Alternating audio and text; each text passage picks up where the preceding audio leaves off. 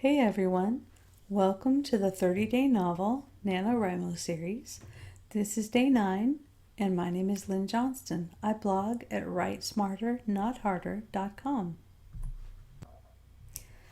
As always, we want to look at how you're going to move your story forward today.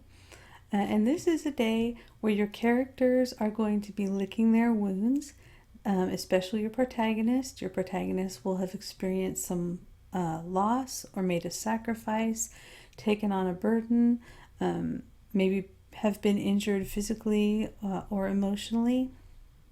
This is basically a time where the after effects of all that effort they put out during the day 7 crisis and the day 8 dealing with the aftermath of that crisis and whatever choice they made. So here in day 9, the protagonist should really be feeling the strain of having gone through their first serious life change, having gone through the kickoff of their personal growth arc, and now being faced with completely new challenges that they're going to have to deal with. So for your protagonist, you want to ask yourself, how is your protagonist feeling beaten up? What things has the protagonist lost that they're now missing?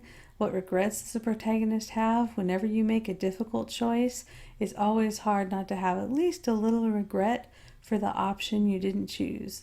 And finally, and this is a really important one, what did the first plot point motivate the protagonist to do or change? That's another really important part of the first plot point. Out of that, the character makes a choice, the character experiences consequences of that choice, and as a result of experiencing those consequences and reacting to them, the character then gets motivated to do something different. And that doing something different is launching you into the middle of your story. You are now past Act 1 and you are just kicking off Act 2. You kicked off Act 2 off. You essentially kicked it off with the first plot point. It's like that was the very beginning of Act 2 gaining momentum, and you want to keep that momentum going. And one of the ways that you always keep a story's momentum going is you look at character motivation, and not just what does the character want, but what does the character do as a result of what they want. You also want to look at your other characters. They're also going to have experienced either some losses or some gains, depending on where they are in the story and what their relationship is with the protagonist. And whatever happened to them, whether they gained something or lost something, right now they should be doing something with that gain or that loss. Maybe they're like trying to cope, or maybe, especially if it's your antagonist and your antagonist benefited from the first plot point, maybe your antagonist is like, haha, I finally have my hands on the artifact I've been searching for, or the clue that will allow me to find the artifact, and now I'm going to see if I can get there before the protagonist does.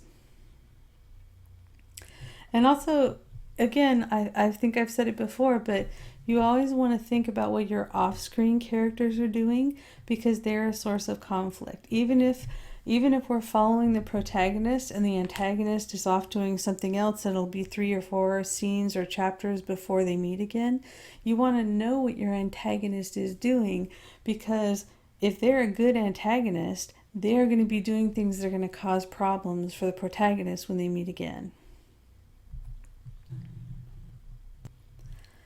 Looking at your story's conflict, you want to ask yourself how the injuries, losses, sacrifices, and burdens that were experienced by the characters causing new problems for them. One of the mistakes that new writers often make is they'll have the character have a problem in one scene, and then the next scene they've completely recovered physically and emotionally.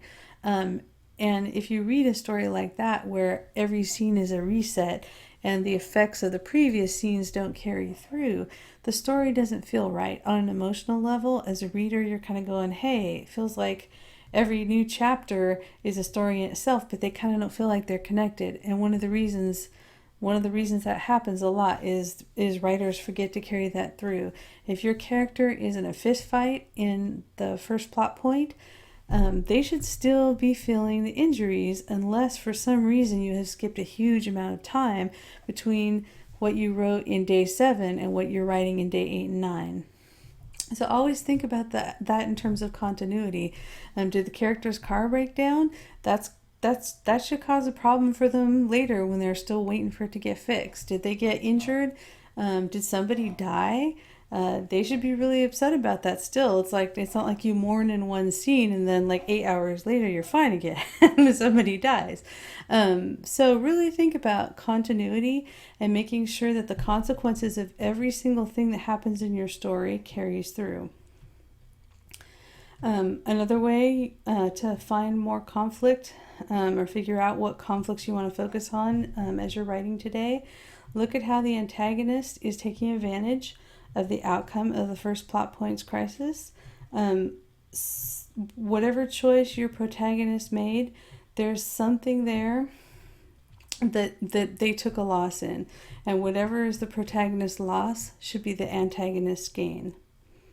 Also, you want to ask yourself what new direction might emerge from the first plot point. We talked already about motivation. And that motivation should give rise to new actions and a new direction, maybe a new strategy for the protagonist, and that should take the story off in a new direction. So whenever you write a plot point and there's going to be another plot point in the second half of the book, that's a big event for your protagonist, and it should always change the direction of the story. Looking at your setting, how are the protagonist and other characters adapting to the new territory they're exploring? And what new territory does this change of direction take the protagonist to? And again, like we said before, it could be a real location, a physical location, or it could be a psychological location. It could be new territory in the sense of the protagonist simply having really different experiences that they're not equipped to deal with. Story promise, again, there should be a lot of fallout from the first plot point of your story. That crisis should be a really big deal in the character's life. Maybe it's the worst thing that's ever happened to your protagonist so far. And if it's not the worst thing that's ever happened in their life, it's the worst thing that's happened to them recently. So think about what you promised the reader with the fallout from the first plot point, and with what decisions your characters are going to be motivated to make from here on out. Again, when you change the direction of the story, you're promising the reader something else. So you want to think about that as you're writing the middle of your book. Getting started, as always do your pre-writing ritual, do your warm-up exercise, reread what you wrote yesterday, or reread your notes if that's easier. And one thing you might try that sometimes can knock things loose a little bit, if rereading a little bit of what you wrote yesterday on paper isn't helping you kind of get back into your story, try something different. Try reading it out loud. It feels funny to be reading to yourself out loud, but sometimes hearing it, you experience the words differently than you do when you're reading it. And this is another tool for getting yourself kick-started and getting yourself thinking about your story world or immersed in your story world when you want to be ready to write. Also, this is a great time, day 9, for your protagonist and the other characters to discover something new that came out of the first plot point or its aftermath, something that changes their thinking, and maybe something that was not obvious while the crisis was happening, something that they realize afterwards in retrospect as they're reacting to what happened and thinking about what it means and trying to come up with a new strategy. This is a great time to give the reader a juicy little new tidbit in terms of what's going on with your story world. After you write, please always celebrate your progress. Acknowledge that you are doing something awesome. If you have been writing every day for the last 8 days and you write today, you're on a streak. You're well on your way to establishing a writing habit. So please stick with it. Acknowledge your progress. Prepare for tomorrow. Make it easy to keep the habit up by keeping your desk clean or getting your notes set up or whatever it is that you're doing that's working for you. Make sure that you keep doing it and that you make it really easy for yourself to sit down tomorrow and write. Thanks for hanging out with me on day 9. I hope this video helped you.